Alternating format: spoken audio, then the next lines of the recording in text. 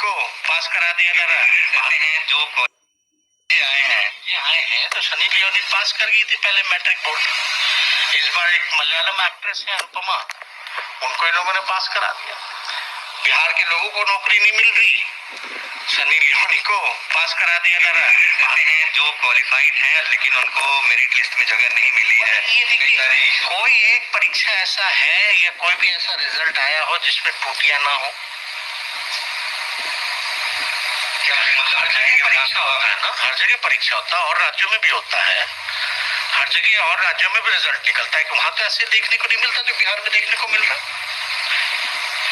ये पूरा भ्रष्टाचार का मकर जाल है और इसका नेतृत्व जो है भ्रष्टाचार के भीष्म पितामह आदरणीय नीतीश कुमार जी करते हैं। इन सब के बीच जो अभ्यर्थी हैं उनकी समस्या खत्म होने का नाम नहीं ले रही है। अभ्यर्थी ने कहा है कि जो नॉन मेरिट लिस्ट में क्वालिफाइड बिहार एसटीटी के अभ्यर्थी हैं उनकी भी सूची बताइए, उनकी संख्या भी बताइए। कैसे ये अपनी परेशानी बता रहे हैं, जरा इन अभ्यर्थियों की परेशानी देखिए। मैंने उतना ही लोगों का रिजल्ट दिया है जितना अभ्यर्थी सफल हुए हैं।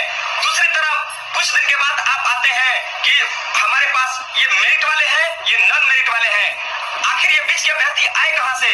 जिस तरह से आपने आशा दिला करके निराशा की ओर ले गए हैं, बिहार के लिए भारी नुकसानदायक होगा। माननीय मुख्यमंत्री जी से रिक्वेस्ट है, आप हम सब अभ्यर्थी सोचे बिहार विद्यालय परीक्षा समिति द्वारा किया गया एक्सटेट रिजल्ट जो भारी गड़बड़ी के कारण हम कड़ी से कड़ी शब्दों में निंदा करते हैं।